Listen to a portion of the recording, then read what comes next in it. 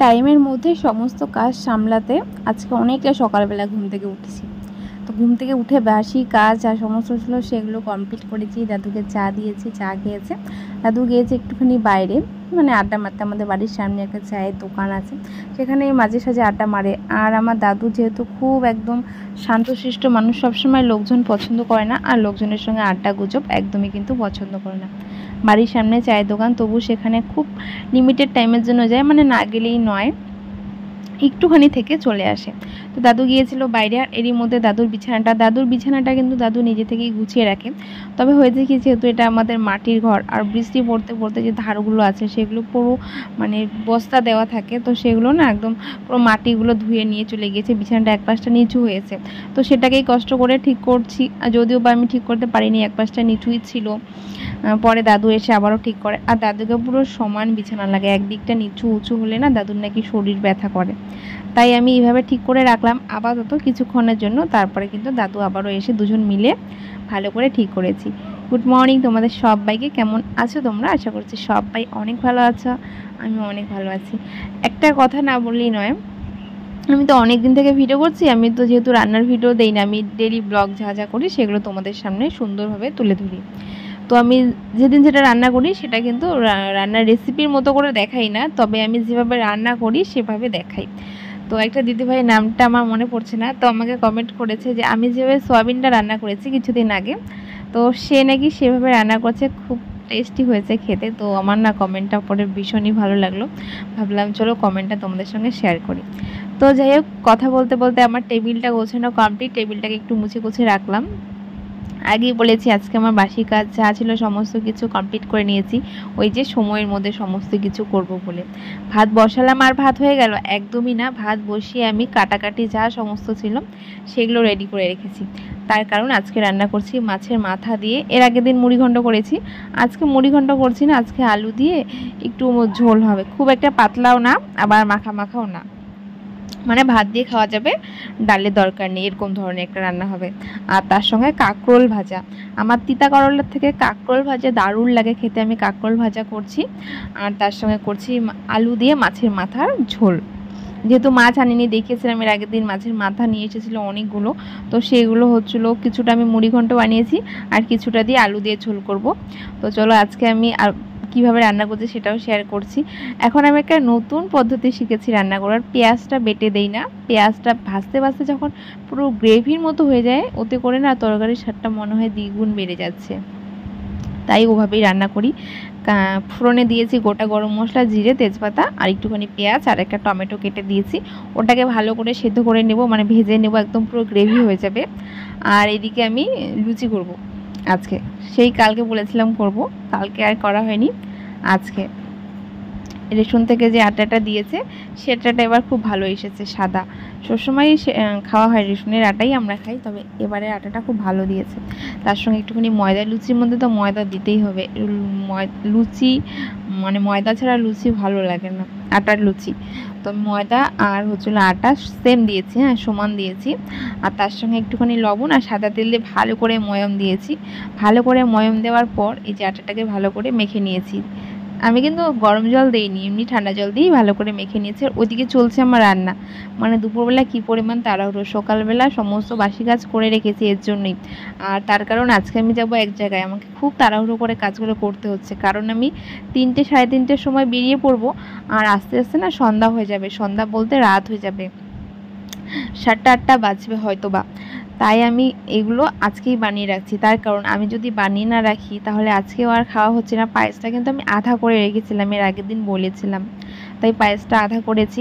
আর এগুলো আমি এখন করে রাখছি, আমি আসতে লেট হলেও ওরা খেয়ে নিতে পারবে। ওরা মানে বাড়িতে আছে দাদু আর মায়ের দিকে দেখো মাছের মাথা দিয়ে আলু কষাচ্ছি। জাস্ট ওয়াও হয়েছে তরকারিটা, যেটা ভালো হয় আমি সত্যিই ভালো বলি, এত টেস্টি হয়েছে কি বলবো। মাও বলেছে, দাদুও বলেছে। লঙ্কার গুঁড়োটা একদমই সামান্য দিয়েছি। আর যেহেতু লোহার কড়াইয়ে রান্না করি, তোমরা হয়তো বা অনেকেই জানবে যে লোহার কড়াইয়ে রান্না করলে একটু কালারটা ডিসকালার হয়, তবে আমার ক্ষেত্রে খুব একটা হয়নি, ঠিকই আছে। আর আমরা যেহেতু প্রসাদগুলো যখন খাই সেগুলো কিন্তু লোহার কড়াইয়ে রান্না হয়, বড় বড় লোহার কড়াইগুলো, তাই হয়তো বা এত টেস্টি লাগে। তো দেখো এদিকে আমি তেল গরম বসিয়েছিলাম, তেল গরম হয়েছে, এবার লুচিগুলো বেলে নিচ্ছি। মানে এদিকে রান্না বসিয়েছি দুপুরের, এদিকে লুচি বেলছি, এদিকে ভাজছি, প্লাস ওদিকে সবজি কষাচ্ছি। তো কি পরিমাণ তাড়াহুড়ো এত গরমটার মধ্যে। তো যাই হোক আমি ভালো করে ভেজে নিচ্ছি। প্রত্যেকটা লুচি খুব সুন্দরভাবে ফুলেছে, আর কি বলবো। আর খেতেও নাকি দারুণ হয়েছিল, যেহেতু ভয়েসটা পরে দিচ্ছি। দাদু বলেছে যে ও এত কিছু পারে, মানে যখনই আসে কিছু না কিছু বানিয়ে খাওয়াই, বলে কি একদম নাকি সেই হয়েছে। মানে আমার দাদু বলছে অনেকগুলো খেয়েছে, 4 থেকে 5টা কি তারও বেশি হয়তো বা। তো আমার রান্না কমপ্লিট, কিন্তু লুচি ভাজা চলছে। জানো লুচি ভাজতে অনেকটা সময় লাগে, আর যদি কেউ থাকতো বেলে দিত, আমি একটার পর একটা শুধু ভেজেই যেতাম। কিন্তু না, আমি একবারে 2 থালা করে বেলছি, তারপরে আবার ভাজছি, আবার যখন ভাজা শেষ হয়ে যাচ্ছে আবার বেলছি, আবার ভাজছি। এই করে করে এতটুকু হয়েছে, মানে 2 গামলার মতো করেছি। আমরা যেহেতু 3 জন খাবো, আর মাকে দেখো দেখালাম। তো দারুণ হয়েছিল খেতে। তারপরে রান্না বান্না কমপ্লিট করে রান্নাঘরের কাজ গুছিয়ে রেখে এখন এসেছি শোয়ার ঘরে। হয়েছে কি, এখন যেহেতু আমাকে রান্নাঘরটা আগে সামলাতে হচ্ছে, খাবার দাবার টাইম টু টাইম রেডি করতে হচ্ছে, তাই না শোয়ার ঘরটা খুব একটা সময় দিতে পারছি না। শোয়ার ঘরও তো অনেক কাজ থেকে, গুছাগুছি করাই তো শোয়ার ঘরে মেন কাজ, আর রান্নাঘরে রান্নাবান্না গুছাগুছি করাই, ধরো ঝাড় দেওয়া, একটু জিনিসপত্র মুছাগুছে, এইগুলো একদমই হয়ে উঠছে না। তো আজকে ভেবেছি, আজকে যেহেতু বললাম এক জায়গায় যাব, তো স্নানটা করে নিয়েছি। আর চুলটা কিন্তু আমি রোজ রোজ ভেজাই না, আমার একটুতেই ঠান্ডা লেগে যায়, তো আমি চুল ভেজাই না, তোমরা জানো।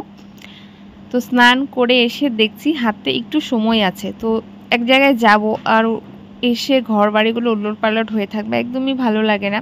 তাই যতটুকু সময় ছিল সেইটুকু সময় একদমই নষ্ট না করে এই তো লেগে পড়েছি, ঘর বাড়ি একটুখানি গুছিয়ে নেব। আর তার সঙ্গে জামা কাপড় যদি বলবো না, জামা কাপড় ছিল অনেকগুলো, নাইটি ছিল ভাঁজ করা হয়নি, সেগুলো ভাঁজ করে নেব। আর তার সঙ্গে ঘরটাও ঝাড় দিয়ে নেব। সেরকম ঘরে কিছু কাজ করব না, শুধু জামা কাপড়গুলো ভাঁজ করব, ঘরটা ঝাড় দেবো, ব্যাস এতটুকুই।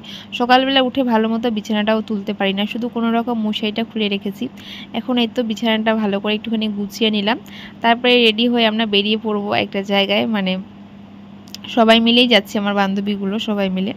তো চলো সময় আছে দেখছি, তো ভাবলাম চলো ঘরটাও ঝাড় দিয়ে নিই, আস্তে আস্তে অনেকটা লেট হবে। এইভাবে কিন্তু পড়ে থাকবে, কেউ নেই যে ঝাড় দেবে, থাকবে কোথা থেকে।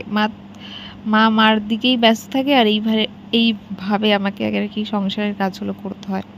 তো চলো আমি ভালো করে ঘরটাকে ঝাড় দিয়ে নিই, তারপরে কিন্তু রেডি হয়ে বেরিয়ে পড়বো। আর যেহেতু আসতে লেট হবে, বানাতে বানাতে অনেকটা সময় লাগবে, তাই আমি এই সকালবেলা মানে সন্ধ্যাবেলা জলখাবারটা, বা একটু জলখাবার বলবো না, একটুখানি ইচ্ছে করে আমি করলাম, সেটা যেন ওরা টাইম টু টাইম খেতে পারে। তাই এতটা তাড়াহুড়ো করে রান্নাবান্না করে ঘরের কাজ করে তারপরে যাব। মানে কোথাও বেরোতে যাওয়ার আগে একটা বাড়ির মেয়ে হোক বা বউ হোক, কী পরিমাণে কাজ করতে হয় একমাত্র তারাই জানে। তো দেখো এদিকে আমাদের বাড়ির বিল্লিগুলো, তোমরা জানোই যে ওরা কত অত্যাচার করে, সবসময় দেখানো হয় না, তবে দেখো আজকে আর সময় নেই হাতে, তাই যেভাবে পড়েছিল সেভাবে উঠিয়ে রাখলাম। নয়তো আমি সমস্ত কিছু নামিয়ে মুছে জিনিসটাকে ঝেড়ে, চাদরটাকে ঝেড়ে তারপরে গুছিয়ে রাখি, কিন্তু সময় না থাকলে কোনো রকম। তো যাই হোক দেখো রেডি হয়ে বেরিয়ে পড়েছে আমার ফ্রেন্ডগুলো, মানে বান্ধবীগুলো, যেহেতু ক্যামেরার সামনে আসতে চায় না, তাই আমি কেউকে আমার ক্যামেরার মধ্যে বা ব্লগে জোর করে কখনো নেইনি, আর নিবও না। তো যাই হোক তাদের সঙ্গে কথা বলতে বলতে বেরিয়ে পড়েছি।